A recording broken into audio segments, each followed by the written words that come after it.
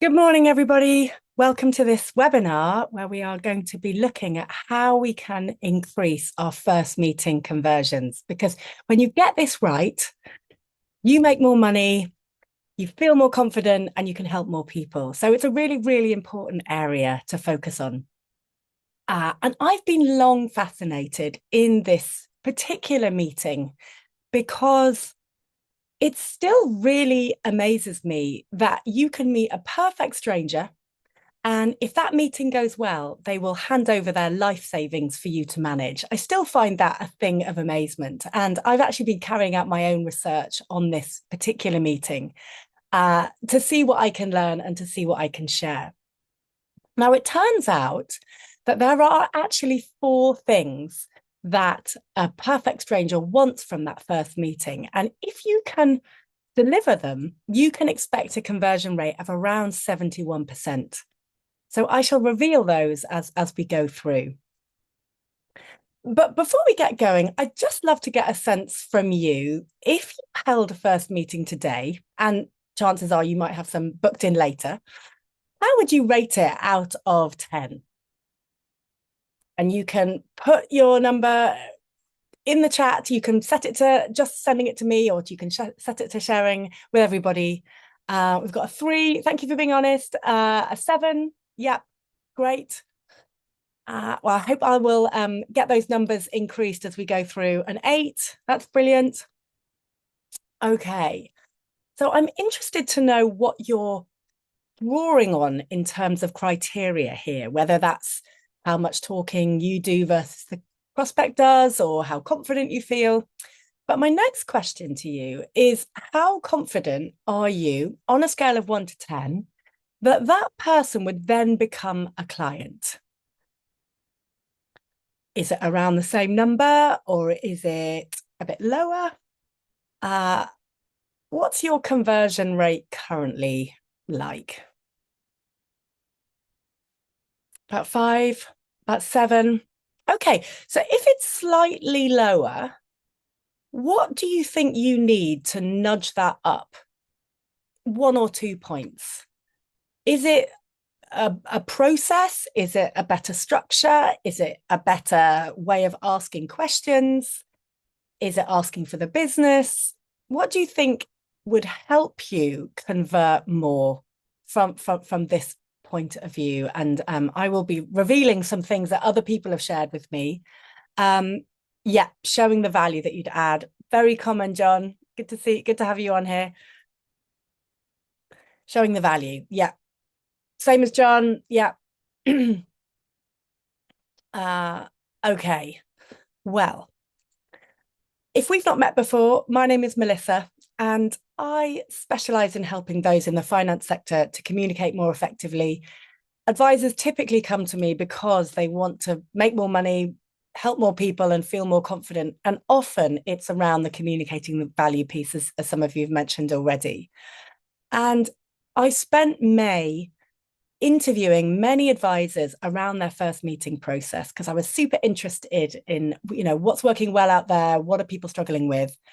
And I have pulled together my findings, which I will share with you on this session. I don't want to talk too much about me though today. I know some of these sessions can turn into sort of long sort of stories about where I arrived, how I arrived at this point. But that's my LinkedIn profile. If we're not connected on LinkedIn, please come and connect with me. There's an interesting debate going on currently from a post that I wrote last week around the interplay between AI and human intelligence and artificial intelligence. And yeah, get stuck in if you want to share your views on that.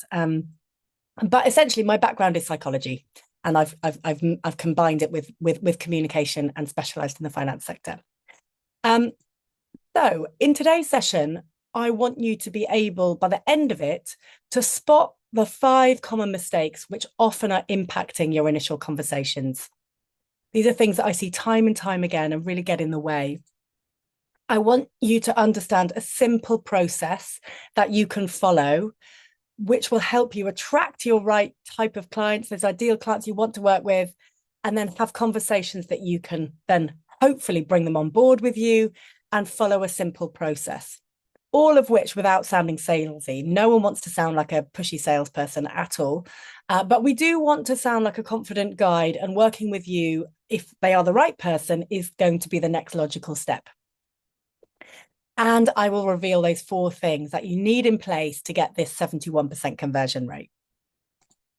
So in terms of what to expect, it is being recorded. So I'm going to send the recording to all of you who have registered. I'll present for around 30-ish minutes. I'll ask for input as we go, but I'll take questions at the end. And yes, so let's move on now to why this matters. Why should we spend some time thinking and honing and refining our first meeting process? Well, when you look at the average lifetime value of a client, this, I would argue, is one of the most profitable activities that you can spend. When you look at how long you keep clients for, generally because you do a brilliant job, this is a really profitable meeting. Not only for you, but therefore, the skills that you need to run this meeting, I would argue, are among the most valuable.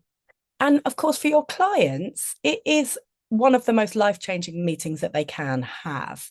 You know, when they've got a really good financial planner in their corner, helping them make some difficult decisions, helping them stay in their seat when the markets tumble, really, really, really impacts the quality of their life.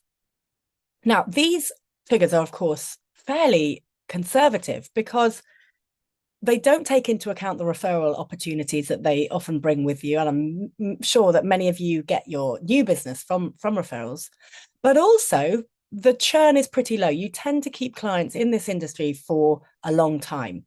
And this is why we want to make sure that we've done the work right at the outset to make sure we're attracting the right type of clients so that you enjoy those planning meetings that you have, you enjoy the conversations that you have with them.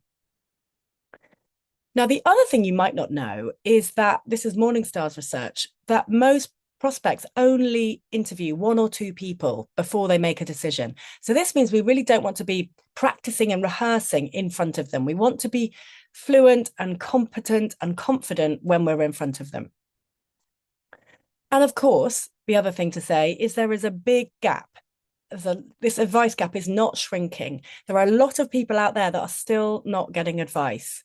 And I think this first meeting and how we bring clients into the advice process is a really important, this first meeting has a really important role to play in that. So how I carried out my research, essentially, I have a newsletter called Humanizing Money. And back in May, I just put a shout out saying, would anybody give me 30 minutes of your time so that I could ask you about your process? And I was really, really, really overwhelmed about how many people said that they would help. So I spoke to large firms. I spoke to firms of, just solo advisors. Some firms were getting around a 90% conversion rate. Others weren't getting any at all. Others were getting 3 referrals a week. Others weren't getting nearly that number. But I asked them all the same questions because I was looking for patterns. So the first question I asked was, how happy are you with your conversion ratio? Similar question to what I asked you. I then asked them to describe their process to me. I then asked if there were any areas that gave them any sense of uncomfort or dis-ease, or they've just found that part of the meeting icky. And then I analysed my data for themes, and I drew on existing research because there's actually an awful lot of research out there in terms of from Morningstar and Vouch For, and lots of research and Vanguard in terms of what clients actually value, boring money and so on. And I have then pulled that together, looked for themes, and also then created a mentoring program to address some of the challenges that I kept on hearing again and again and again. So I'll talk about that at the end. And if any of you are interested in coming with me on that, you'd be welcome. So what were my key findings? Well, the first thing that I heard again and again was that firms just aren't converting as regularly as they would like. And they aren't sure why. Some had been converting quite regularly up until this point, and they kind of dropped off a cliff and they weren't quite sure why. In terms of the top areas of discomfort, I'm going to run through these and you can let me know whether these resonate with you. In the top spot was communicating their value. as many of you said already. So this is such an important area, and it's also quite a challenging area. We'll unpack it a little bit more, but as I mentioned, this is a big area of the mentoring program. Linked to that is, of course, discussing fees, because if you don't feel confident communicating your value, then asking for money, again, can feel a bit clunky. Linked to that is asking for the business. So again, when we ask for something and we're not quite sure that we can deliver the value, or we're racked with doubt, again, that doesn't necessarily come across as confident. Then following up, you might have had a really good meeting. The client is making all the right noises. You're pretty confident that they're going to come on board, and then nothing. And what to do in that moment? How do we get them to respond? How do we avoid or mitigate this awful ghosting, this awful silence? Because of course we want to look professional and we want to demonstrate that we'd love to work with them, but we don't want to feel pushy or like a pest. And then the fifth area that people found hard was, how do you get the right people in the top of the funnel in the first place? How do you get those people in? So who here would benefit if they felt they could dial up their confidence in communicating their value? Just put a yes in the chat. Yeah, 100% me. Yeah, okay. We'll spend a bit of time. We'll spend a bit of time on that this morning. It looks like most of you. Yeah, great. Okay, thank you. So what you might notice is that largely those challenges fall towards the end of the process, but actually you can do a lot more further upstream to ease some of that discomfort. And what I noticed in my research was that many firms are either missing important steps or they're making these common mistakes, which is what I want to come on to now. These 5 common mistakes which are going to impact your conversations. So I'll run through these and you can let me know which, if any, you recognize, and then we can spend a little bit more time on the one if there's a clear winner. So the first is they're sitting in front of an unscreened prospect. So what I mean by an unscreened prospect is you've gone from lead, so you've gone from like an initial inquiry into first meeting. There hasn't been a step in between which enables you to identify whether there's a good fit, whether you like them, whether they've actually got a problem that you can solve, and you can assess how urgent this is for them. And if we don't do that, and we don't do it well, we can end up going quite a long way down the process only to realize actually it's not a fit and we've wasted lots of time. The second is then adopting the wrong mindset. So this is when the meeting can feel a bit clunky. It doesn't gel. Rapport is a bit of a challenge. There's quite a lot of awkward silences in the meeting, or you feel quite nervous. There can be lots of reasons why this rapport in these very early stages can be difficult to build.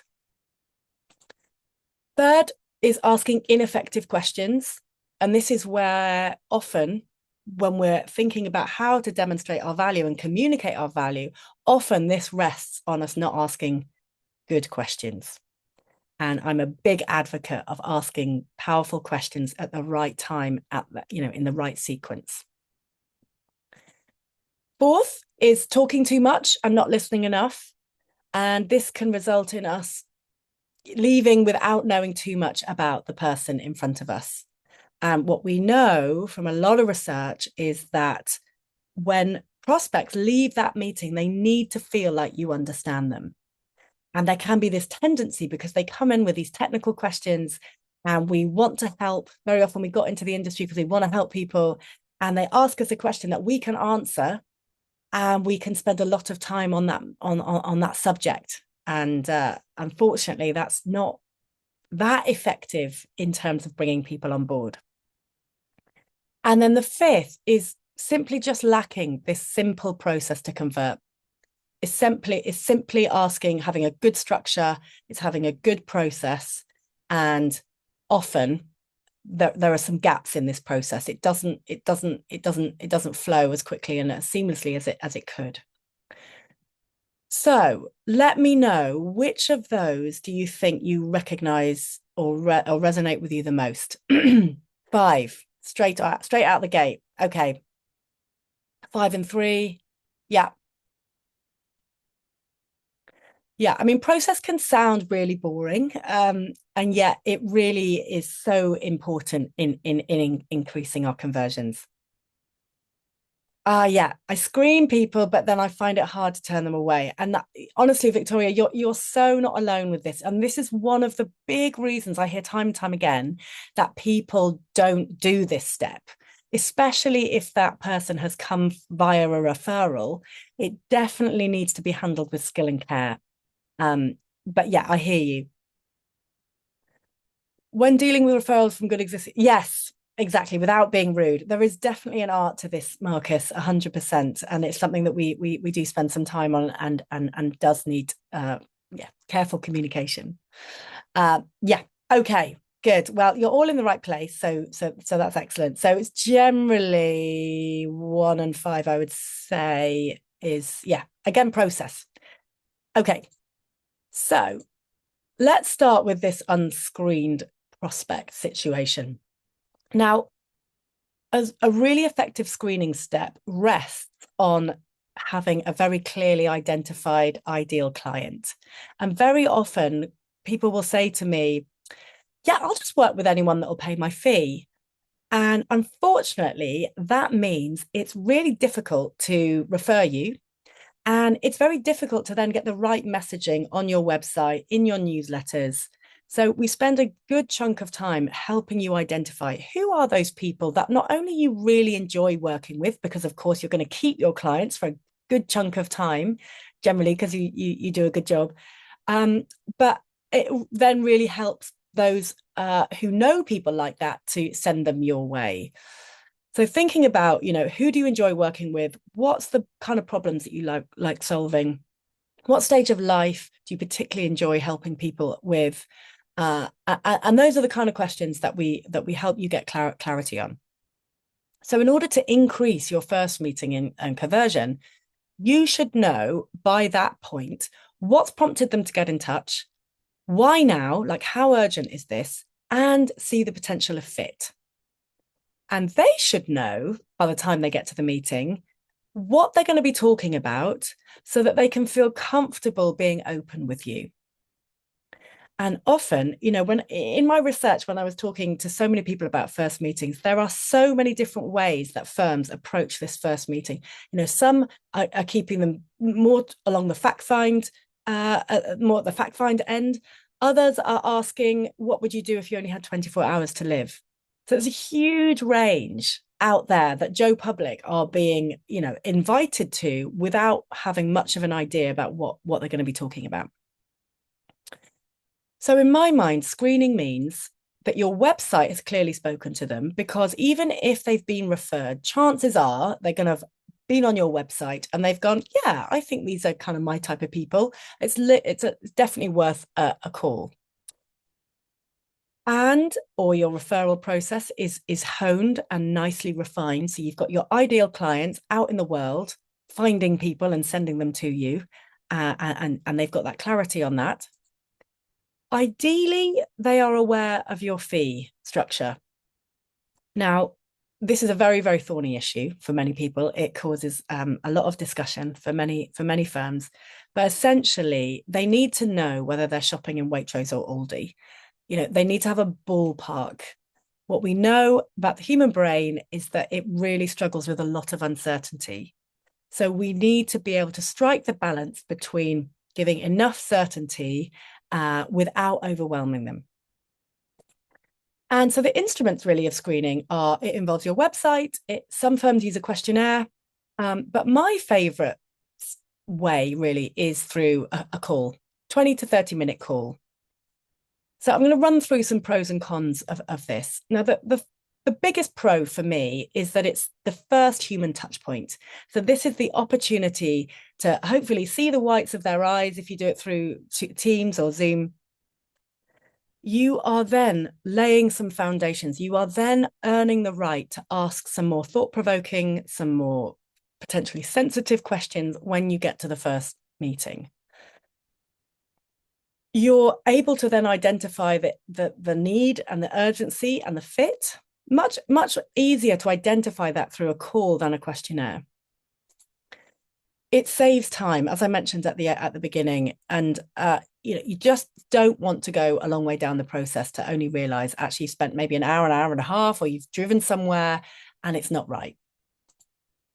It's also an opportunity for you to manage their expectations about what you're going to talk about at the next meeting, but also maybe around what they're expecting from you. You know, if they're coming in wanting double-digit performance, helping them manage their expectations about what the advice process entails.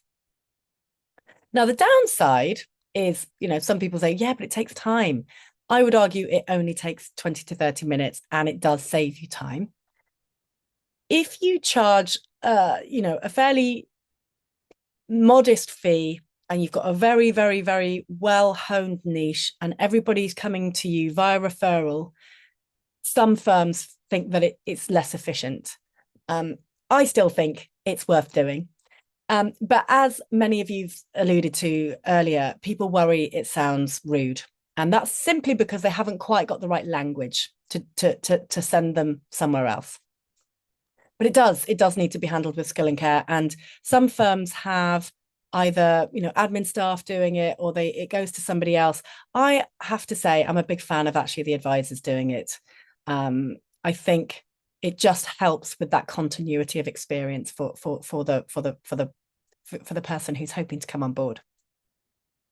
So let's imagine now you've screened them. And sorry, I should just say screening is an internal word. It's an introductory call, you know, externally.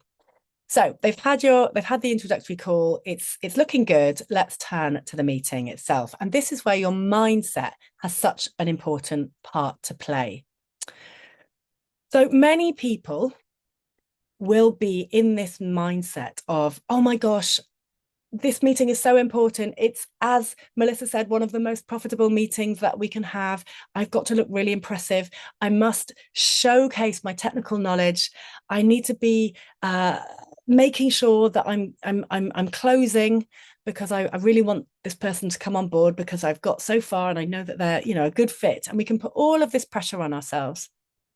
Very, very normal, but we can sense when someone's in that mindset.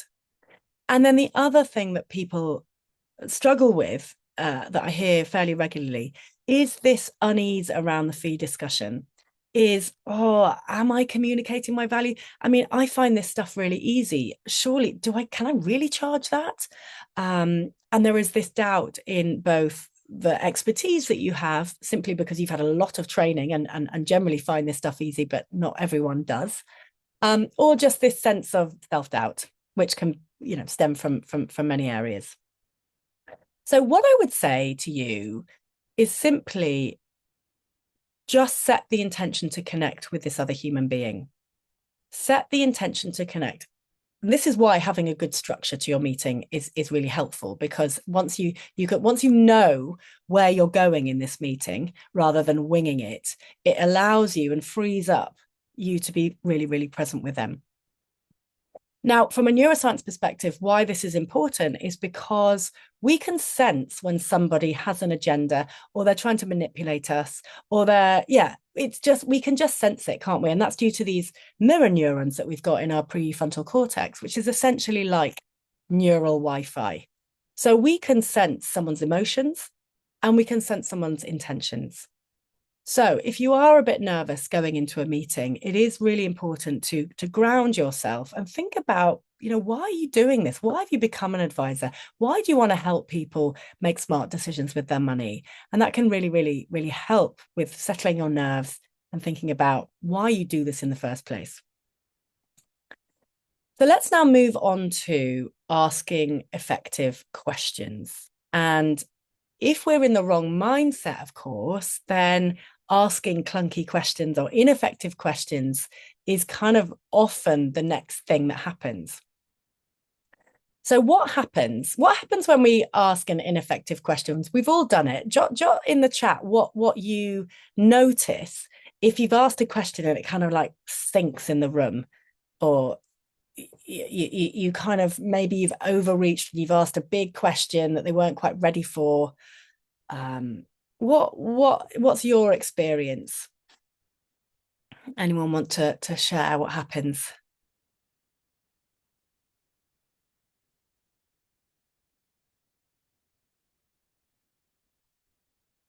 I certainly know when I've done it, uh, I I I I sometimes feel like I've lost somebody, and I have to backtrack and ask it in a slightly different way, or certainly learn from that experience.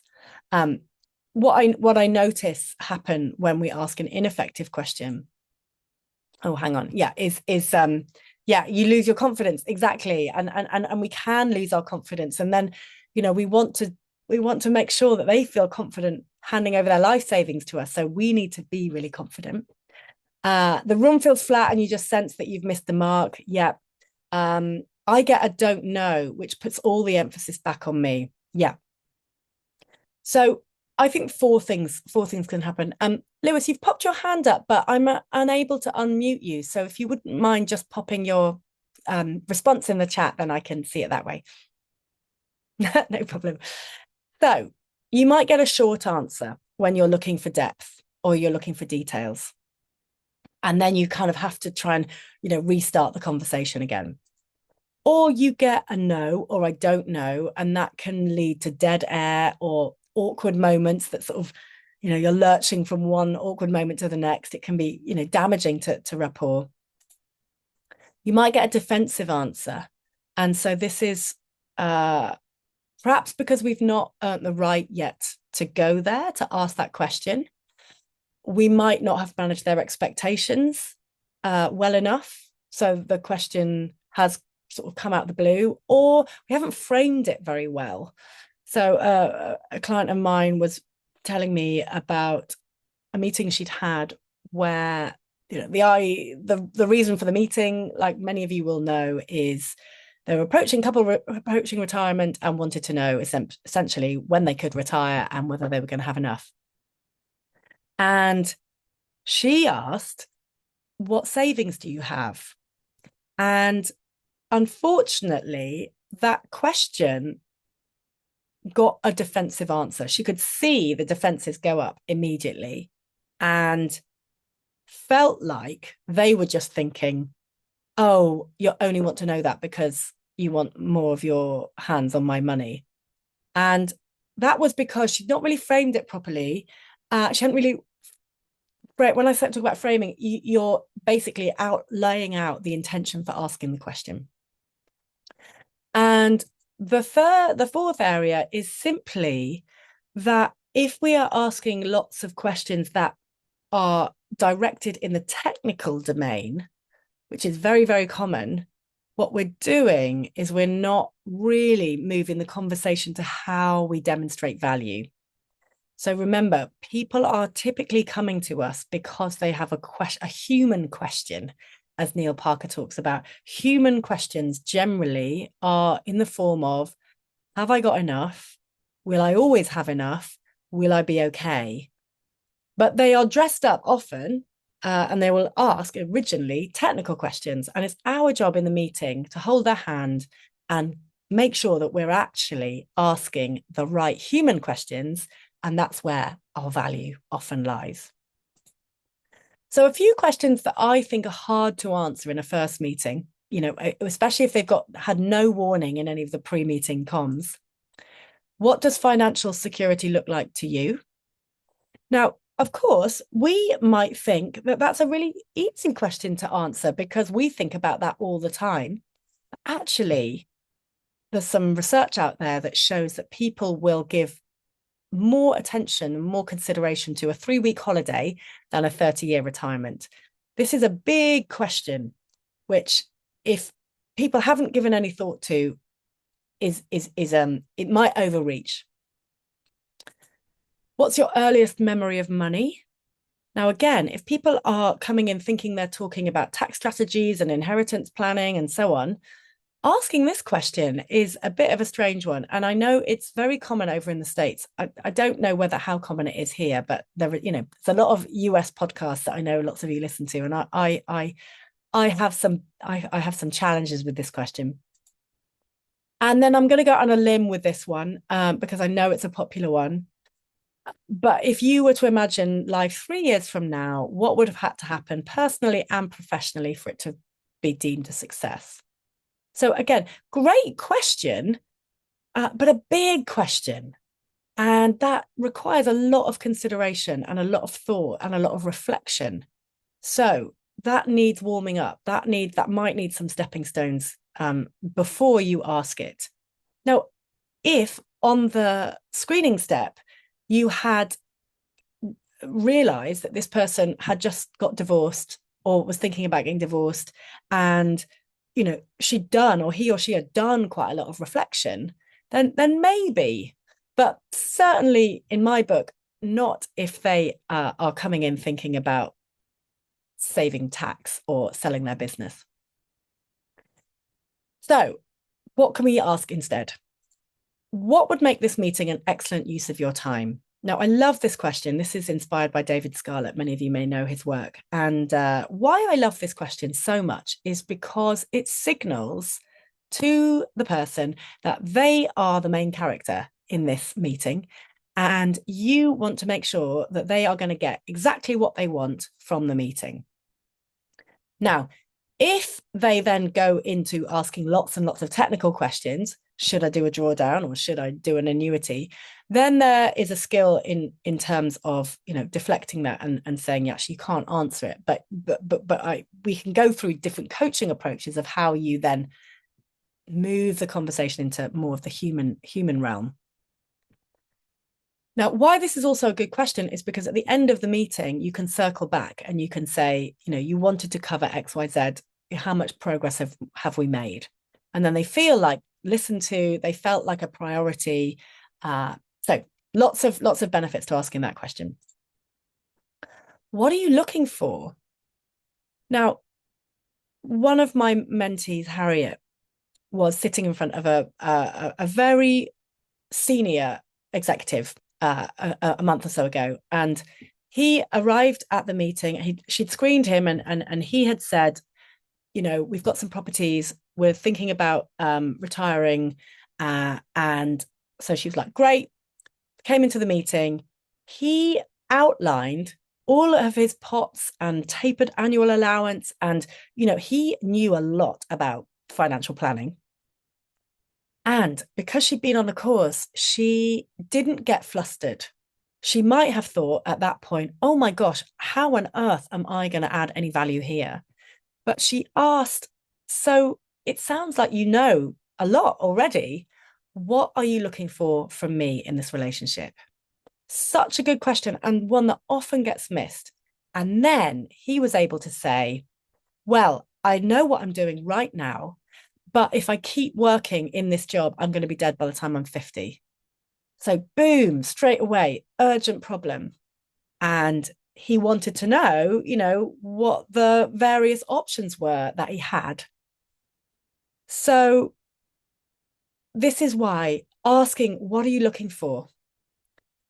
Is such a simple question, and yet often gets missed. And then you can use a scaling question, on the scale of 1 to 10, with 10 being the highest, how financially confident are you feeling? Now, that might not work with everybody. Of course, everybody's different and everybody's at a different stage of readiness.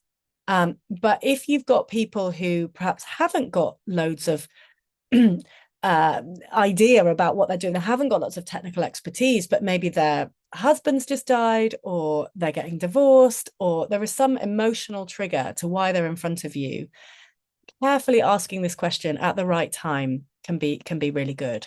And then you can respond with, listen, most people come to us scoring a 3 or a 4, and you're definitely not alone. You're definitely in the right place. And working with us over the next few years, they've all generally upped their score to around an 8 or a 9. And then you can ask, what made them choose a 3 rather than a 2? So you're trying to understand what level they're at, and what what would help, but what do they think would help to increase it? So those kind of questions are really, really easy to answer because they are very much referenced about the client's life.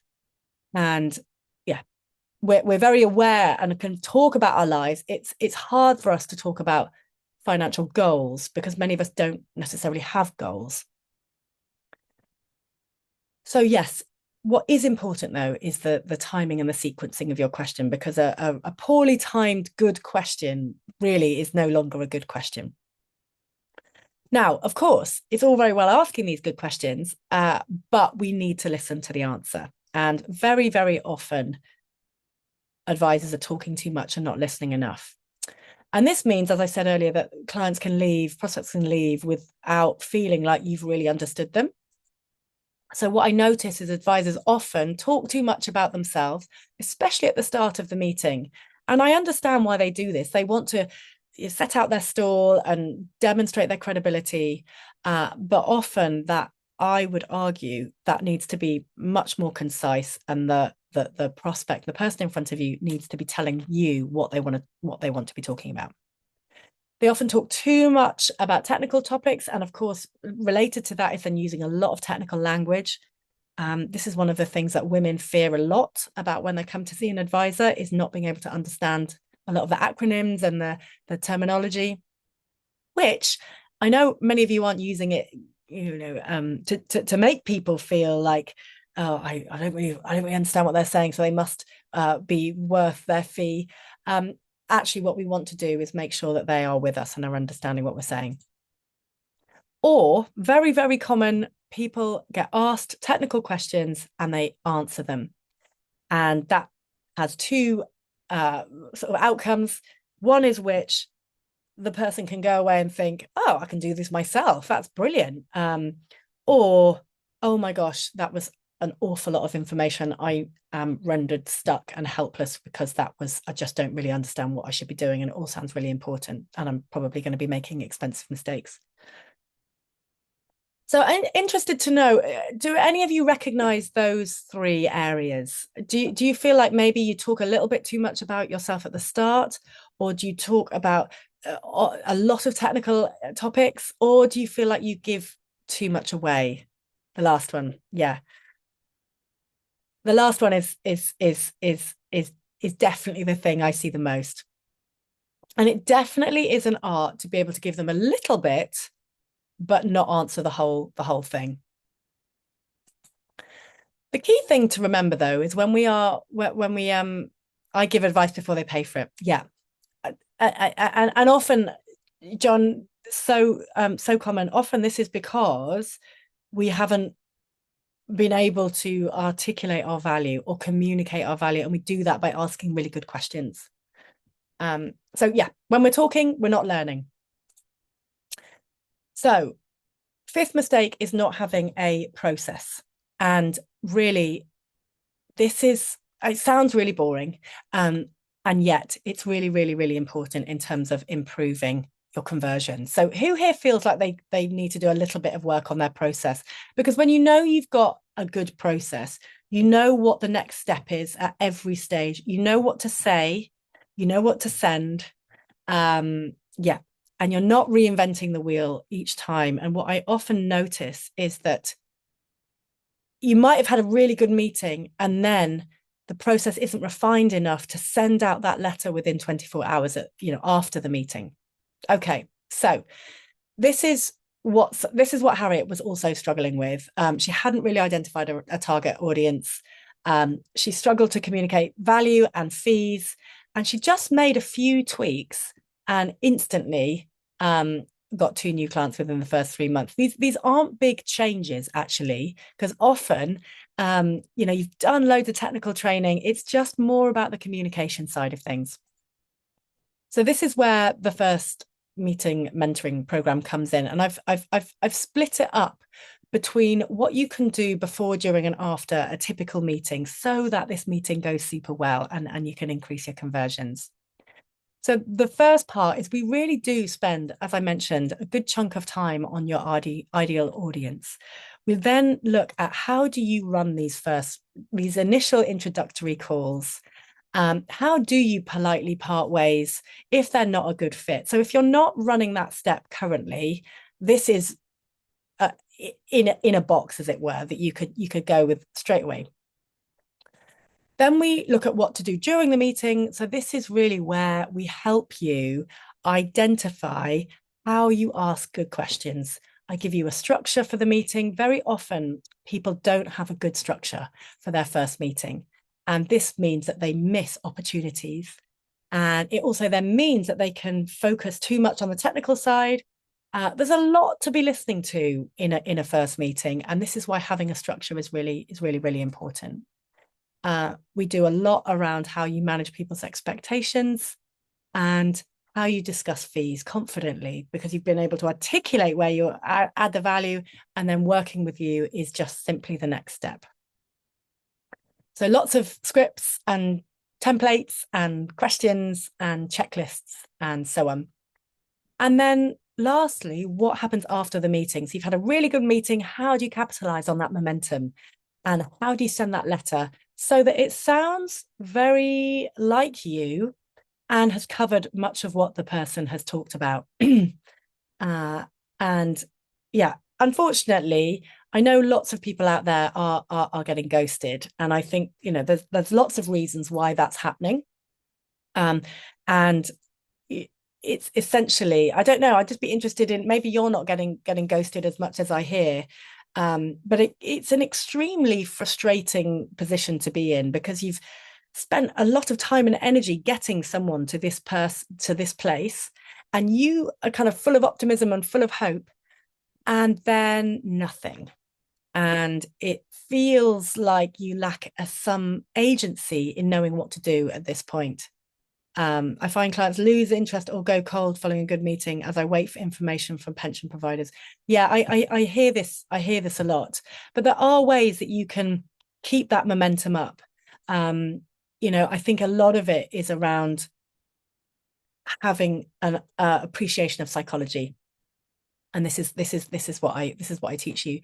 So, how you get quick results on this program? It's self-paced modules, so you can work on them at your own time, but we have fortnightly Q&As. So this is really where you practice what I've been teaching you. We think about your meetings that you've got coming up. We reflect on what's worked and what hasn't worked in the previous meetings over the fortnight. You learn from your peers, and they really are an opportunity to provide accountability. We can say we're going to do things, but are we actually doing them? And having these fortnightly deadlines works really well to get the results. And they're recorded. So if you miss one, you can catch up. And of course, it's not just about talking and through screens. We are actually having 2 face-to-face days where I put you through lots of simulations, so you're really confident and clear when it comes to things like dealing with difficult questions, communicating your value. So lastly, I said I was going to reveal these 4 things that prospects want from a first meeting. And if you can deliver them, you can get a 71% conversion rate. So what are those 4 things? Well, this is Vouch For's research. And they found that prospects who couldn't have felt more comfortable being open. So this is why that screening step's really important. So they know what you're going to be talking about. Had an in-depth discussion on their motivations. So this is about why now? What are they hoping will be different after working with you? This isn't about the technical side of things. This is about their motivations. Who couldn't have been clearer about how the advisor would help. So a lot of this is around demonstrating your value through storytelling, and learned a lot. So this could be learned a bit about the financial landscape. It could also be learning a bit about them and what's important to them in terms of money and financial security. So those are the 4 things. Perhaps they don't come as much as of a surprise to you, but it's very important that we don't spend too much time on the technical. So just to recap, this meeting is one of the most profitable activities that you can do. As a result, the skills needed to run these meetings well, I would argue, are among the most valuable that you can develop. And as I said earlier, this meeting for your prospects and for your clients is potentially one of the most life-changing meetings that they can have because of all the value that you bring, because of all the reassurance that you offer, because of all the peace of mind that you can give them. All of that good stuff is what clients want and what they want to pay for. So in terms of the cost of the mentoring program, it's 1,550 per head. You can pay in installments if you like. But you can just see by getting one client, you'll have easily paid for itself. So if you would like to ask me anything or would like to move forward and join the program, do book a call with me. I do want to make sure it's the right fit for you. It's not right for everybody. You need to be ready and you need to be getting a good degree of inquiries coming in so that we can make the most of those inquiries. Yeah, the next cohort starts in February. John, I know you're going to join us, which is brilliant. And the first 5 that join will also get my ACE Your Annual Review pack. So this is a pack of resources really helping you to make the most of those all-important annual planning meetings. Yeah. Now, we've got some time for questions. But before we do that, I just want to recap the key points so that they are lodged into your mind. Those 5 mistakes that I often see firms making, which are really impacting those initial conversations, are they're not screening clients, they're adopting the wrong mindset, they're asking ineffective questions, they're talking too much, or their process is unrefined, or they don't really have a process. They kind of either wing the meeting and so on. Understand that simple process that you can really follow easily, which is going to help you convert your ideal clients without sounding salesy. And that's the first meeting program. And then those 71% conversion rates largely can be attributed to prospects feeling really open. So that rapport piece, how you settle their minds, how you create that good first impression, manage their expectations so they know what to expect and to talk about in that meeting. An in-depth conversation on their motivations.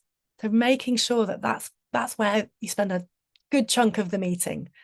Learned a lot and couldn't have been clearer on how the advisor would help. So this is about being able to describe your process really concisely in a way that makes sense to them. That like not working with you would be a poor decision. It's simply, you just stay in that guide energy. It's just like the next logical step is, moving forward. So I'd just like to finish on a quote, which is one of my favorite Irish proverbs, which is a good beginning is half the work. And I really do believe that. You get this bit right, and then you've got hopefully happy clients for a very long time that you enjoy working with and are doing some really brilliant, meaningful work. So, does anyone have any questions? I'll just leave that QR code up in case you want to book a call. Melissa, do you take cultural aspects into account? I'd love to know if you could say more about that, Victoria. I mean, I think you will have to take cultural aspects in mind. I'm wondering if you mean in terms of, couples. Yeah, perhaps you could say a little bit more about what you mean. Just how other cultural groups behave and think about money. Yeah, definitely, Victoria, because I think essentially that will come in through your questioning. So being able to ask good questions around, one of my favorite questions is, what do you hope would be or feel different if we work together? So people will answer that question depending on what they think is most important. So is it a plan? Is it something that they actually want to see, or is it something they want to feel? And when you're really good at listening and you're good at getting them to expand on what you mean, you're then going to be in a stronger position to help them. So I would say definitely cultural differences perhaps will play a factor, but you find out what those are through the similar process of getting them to talk and asking good questions.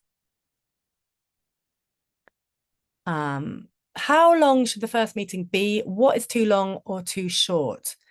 Yeah, I think that an hour really is good. I'm just about to work with a firm whose meetings can run to 3 hours and they have a problem with conversions.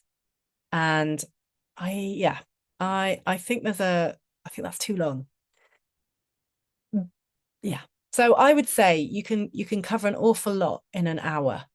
Um, you can cover an awful lot of the right elements in around an hour, as long as you've had a good introductory call.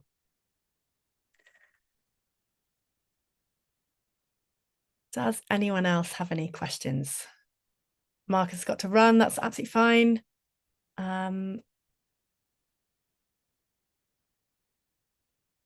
Great. Okay. Well, I don't think we've got any questions. Any more questions? Oh, hang on. Here we go. How long should the initial chat be before going into fact finding? Yeah, Harry, great question. So, I mean, every firm will be different, but I think a good process is introductory call, first meeting. First meeting is really all about what they're looking for, what they want life to be, how they want life to be different with having advice. So you're really understanding them as a person. You then get the letters of authority, and then you have more of the fact find.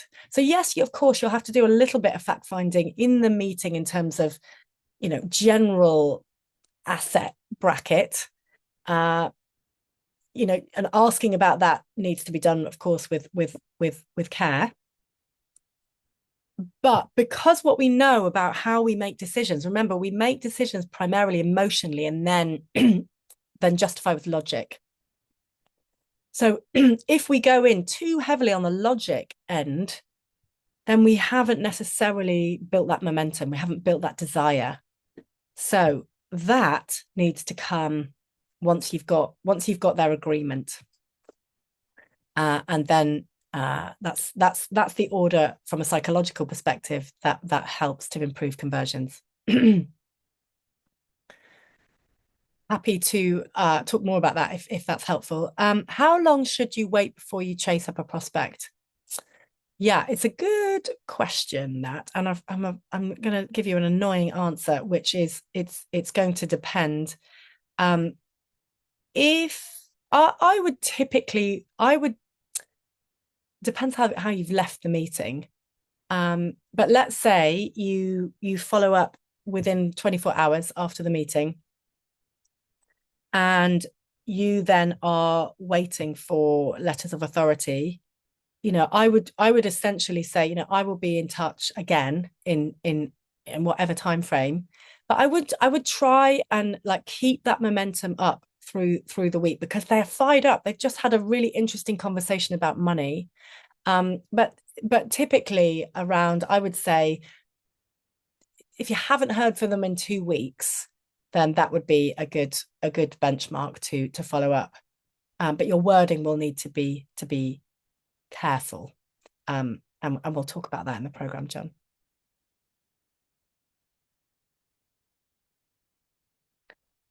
Okay, well, I don't want to keep you here any longer than necessary. So yeah, I hope to speak to some of you next week. Not next week, it's Christmas next week. But yeah, that's a link to my diary. Oh, hang on, sorry, one more. A lot of people are using AI. What do you think about that? Yeah, well, have a look at the debate that's running on LinkedIn at the minute, on the post that I run. I think, in a nutshell, AI is brilliant for recording meetings. I think it's brilliant for being able to use clients' words. I think there's a lot of ways that AI is definitely helping us make us more efficient. However, I don't think currently it's good at being able to regulate someone's nervous system. When you meet someone and they are perhaps a bit fearful about what the future holds, about their decisions, maybe their past decisions around money, I still think that a human is going to be hard to beat. And you'll see on that post, lots of people will say, well, you can teach the robot to be empathetic. And, we're teaching, if you feel like you're hearing empathy, is that enough? And so, yeah, I think we're living in really interesting, exciting times. And I think we need to embrace AI. And I'm hopeful that the efficiencies that it will bring will mean that we can really focus more on the soft skills, more on the human skills. Which, if you look at the Vanguard report that came out in October, that's what clients want. Clients want to feel like they're getting personalized advice. They want to feel like you're in touch with them like 4 times a year. So it's about having these client conversations that are really effective, which hopefully will be more possible because of the efficiencies made with AI. So yeah, that's my take on it currently. But we are in very fast moving times. I also run a writing program, and some of the firms who've gone through that are using my principles and teaching the robot so that the templates and stuff sound like a human. So yeah, I'm very much embracing it. I'm very much embracing it. And Helena Wardle, that runs Money Means, is training her robot to take exams and all sorts of things. So yeah, it's exciting times, but yeah, we'll have to wait and see. Okay, everybody, I'm gonna stop there. All right, take care.